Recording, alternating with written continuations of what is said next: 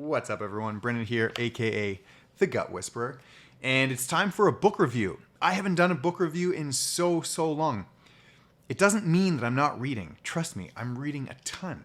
I just haven't really been inspired to do a book review. I got life going on. Anyways, I'm going to share a book review. This book, it's called The Unplugged Alpha by Richard Cooper. This guy is really starting to go viral right now on YouTube and social media, getting a lot of momentum. A lot of guys are following his pages and influence and teachings.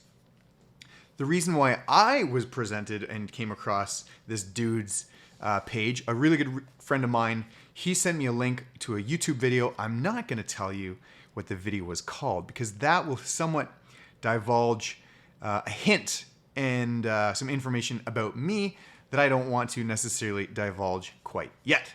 Nevertheless, it was a good video. I was inspired enough. I hit the subscribe button. Now I'm following on Instagram, and I was like, you know what? I want to buy the book. I like what some of the things that he's talking about.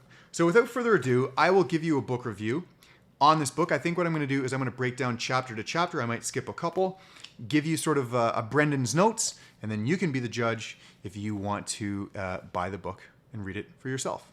So stay tuned.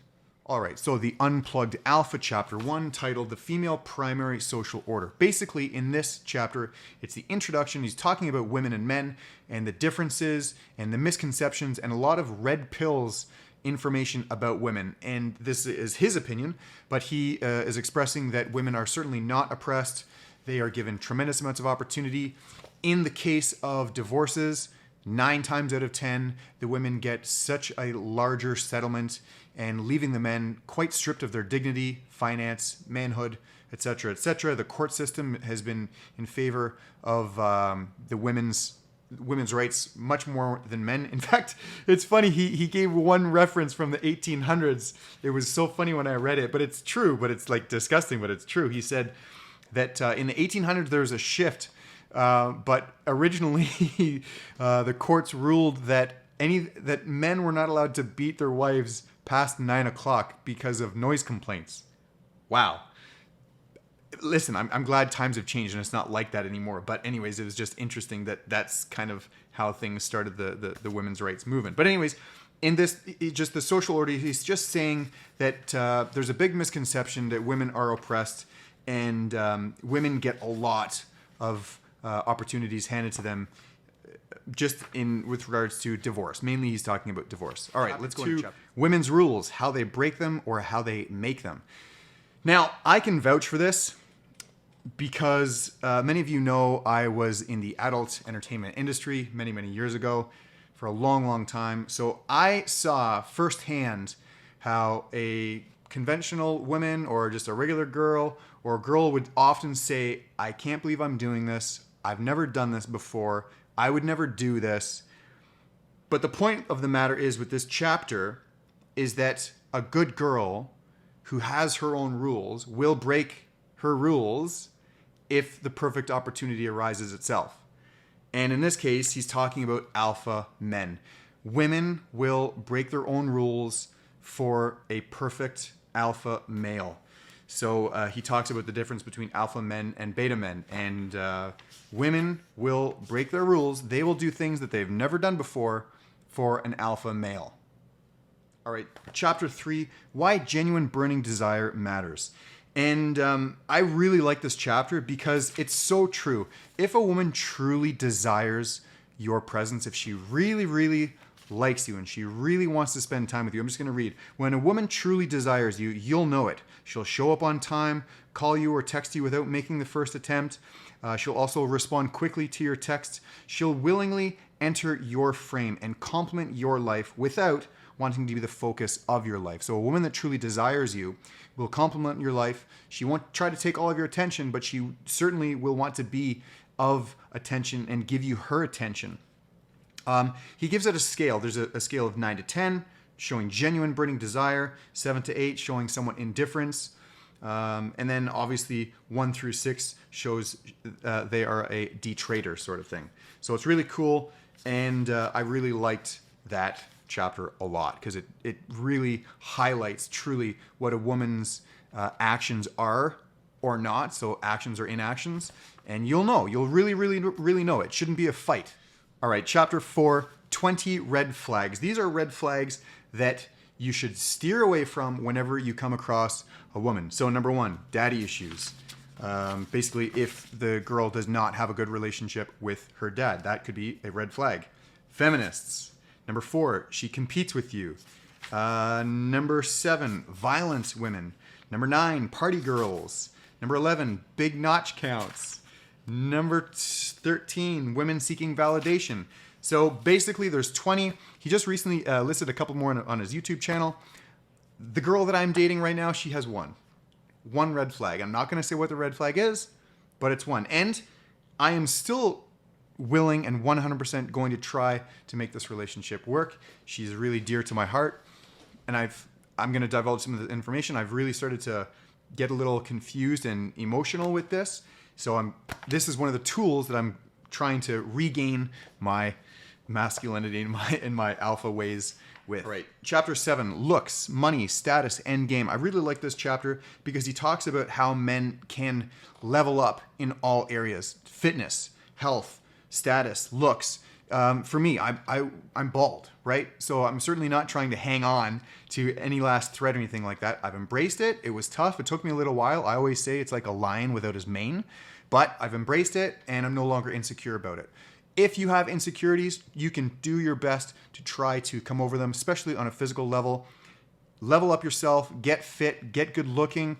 If it requires even plastic surgery or braces or anything like that, like there are things that you can do to certainly try to level up yourself just to maximize your own appearance. And in turn, that'll build more confidence. So it was a good chapter. Right. Chapter 8, I really liked a lot. Manage your endocrine system. Obviously, because I'm in functional medicine, I'm working towards my doctorate. All of that language I thoroughly enjoyed. Being a man myself. Also, the fact that I've created my own natural testosterone product, ManUp, to help with men. So I really like this because so many men are walking around estrogen dominant. And the more body fat you have, the more estrogen you have. The more stress you have, the more estrogen you have. The more you drink tap water, the more you're exposed to all sorts of environmental toxins, you have more estrogen. Therefore, you have less testosterone. Therefore, you have less masculinity. Again, this is all about becoming the ultimate alpha male that you can be. All right, so in the next couple chapters, he talks about dating. He talks about online dating. He talks about some sort of dating protocols. Now, not to boast or anything like that, but again, given my background in the entertainment industry, let's just say I'm experienced. And all of these things, they don't really necessarily apply to me. I don't need much help with that. It's not a matter of wanting help, but it's just been there, done that more than most. I'll leave it at that. All right, chapter 11 is going to be a tough chapter for some people because, again, cold, hard truths. This is one of the things that he talks about. The point of this particular chapter is he talks about women inherently and how they're made and how men and women are made. And women ultimately, when they are looking for men, they want to find the most alpha male that they can A, reproduce with, but B, be safe and secure with. That's just in their DNA. That's what women have done for thousands and thousands of years. So there's a sentence that I like. It's a soundbite, and I'll just read it. Hence the popular soundbite distilling the female sexual of open hypergamy as alpha beta bucks. And a woman's sexual strategy is dualistic and quite frustrating for most men to comprehend. It's also why men often raise grievances about women crying over wanting Mr. Dependable while she goes off and Mr. Exciting instead. That's just in their nature. So it's a tough pill to swallow for some men, but it's a good chapter because it's really true. And he talks about some traits that are quite interesting. So that's a good one. And then also one-itis. One-itis is a disease. It is a condition that men will experience when they are so infatuated, they are so in love with one woman, and it's just, it totally consumes their thinking, their day. They get distracted. They're not productive anymore. It gives them anxiety. They just want to be emotional and talk to them. And it's crazy, and it's very, very common among men. It's curable, but we just have to refocus back on ourselves. Basically master all 7 areas, 7 pillars of our life sort of thing. Finance, fitness, health, business, all that stuff. So once we become masters of ourselves, then we lose that one-itis.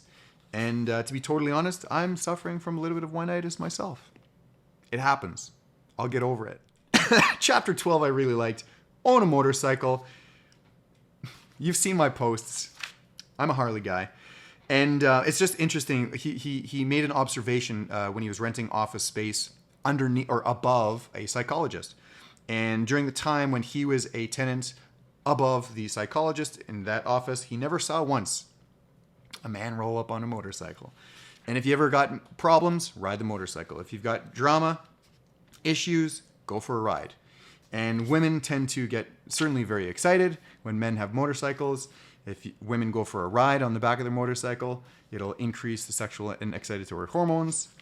So, number 13, master violence. Something that I want to get into, and I'm definitely going to do that this year, is join a gym or a fitness gym that offers combat fighting, maybe Krav Maga and some boxing. Something that I definitely want to participate in as well. Just because, again, gets back to the alpha male sort of dominant, basic instinct that we used to have, violence. Not saying I'm going to use it, but it's good to have. All right, one of the last chapters, he talks about marriage, how challenging it is, the scary statistic that well over 50% of marriages end, and then of those other 50%, how many of those marriages remain very unhappy.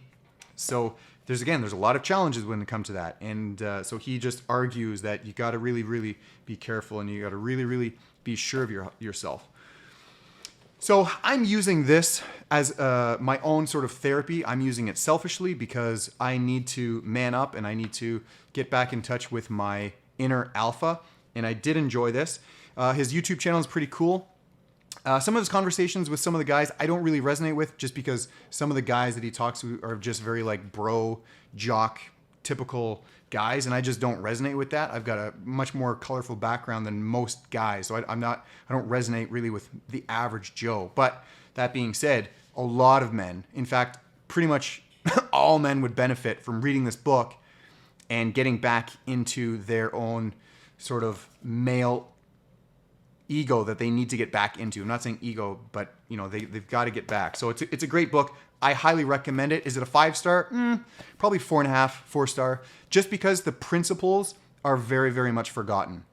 And I'm not the normal guy, so a lot of this I know, but I needed a kick in my ass, and this definitely helped. So I highly recommend it. It's a great book. The Unplugged Alpha. Follow him on YouTube. Follow him on Instagram. And yeah, that's the book review. 4.5 stars.